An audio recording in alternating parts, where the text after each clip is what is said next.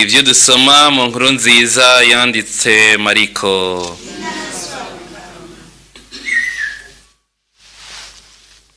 Abafarizayo n'abigisha b'Akenya bavuye i Yerusalemu bakoranira iruhande ya Yezu.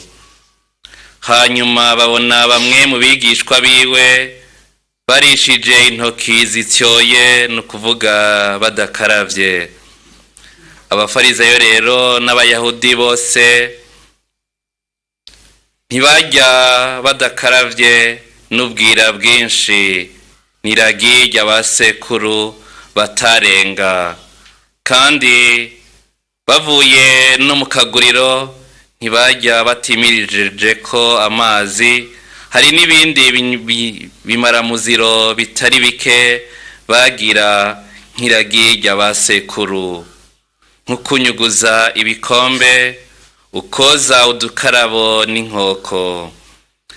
Abayahudi n'abigisha rero niko kubaza Yezu bati, mbega ni kuki abigishwa bawe badakurikiza iragi ry'abakera, bapfa kurya n'intoki zityoye?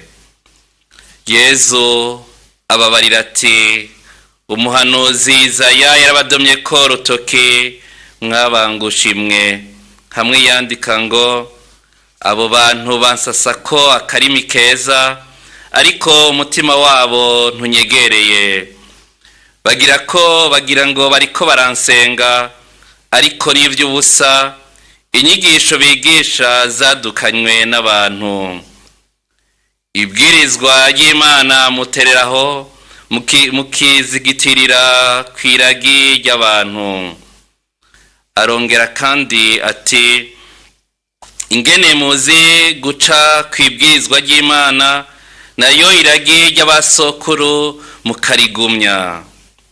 Musa yavuze ati, ubaha so na nyoko, kandi ati, uwuvuma se canke nyina aracibwa. Ariko mweho muvuga muti, umuntu abwiye se canke nyina ati, ico nari kugutabaza ncise korobani, no kuvuga ngo imperezwa y'Imana, nimperezwa y'Imana, ntimuba mucubahirije ngo agire ko ico aha se canke nyina.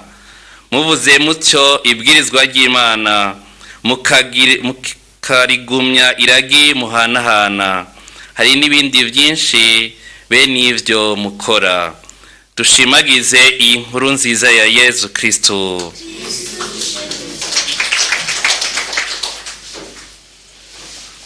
Ntimuba mucubahirije ngo ico aha se canke nyina. Muvuze mutyo ibwirizwa ry'Imana, mukarangura ibwirizwa muhanahana. Hari n'ibindi byinshi bene ivyo mukora.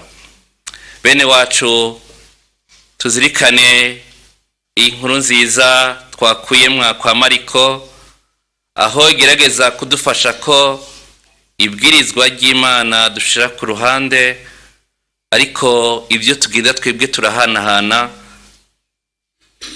tukabishingira ko gusumba ico Mukama yatubwiye. Turi mu gihe c'indwi yo gusabira abagwaye. Kenshi ingwara bavukanyi iratubabaza, umusaraba uraturemera, ugasanga haje umuntu kutugendera akatubwira ibidahwanye n'ico Mukama yatubwiye, biroroha ko tugishira mu ngiro. Iyo umuntu muri ugihe c'igisagara ca Bujumbura hareze uburozi, biroroshe ko umuntu akubwiye ati, niwagenda ugafyeta muntu kikwanaka, isumu wariye rica rihera. Ivyo biratworohera kandi turagenda tugatonda umurongo muniniya.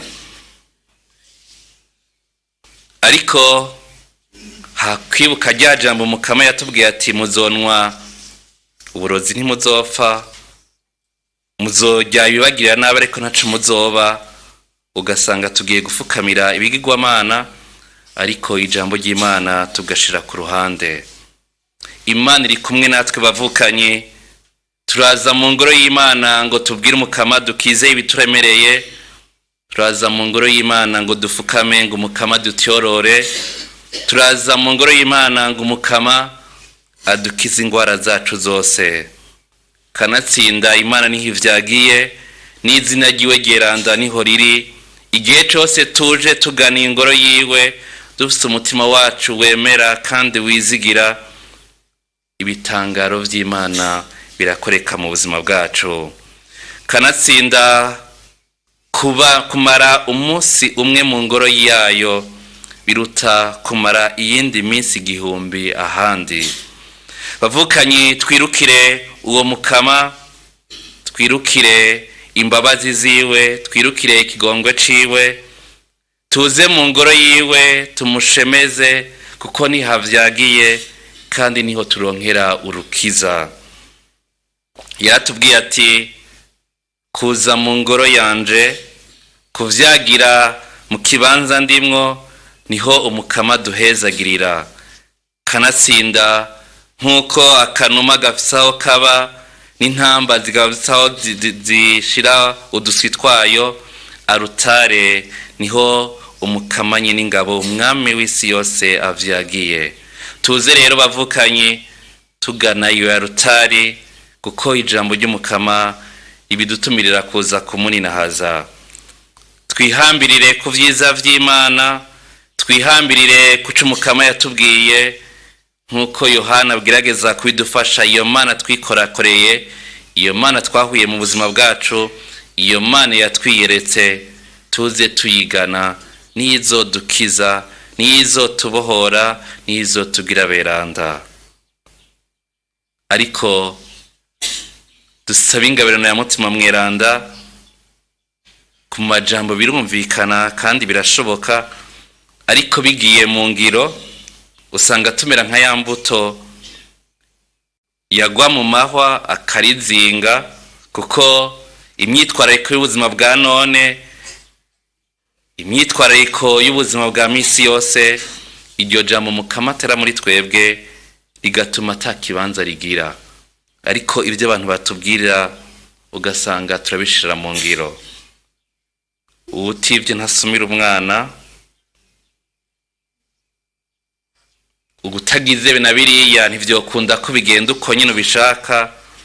Ugasanga ryaja mu mukama yateye muri wewe, ryajwi rya mutima mweranda rikongorera, ushize ku ruhande ugakurikira ibyo abantu bakubwira.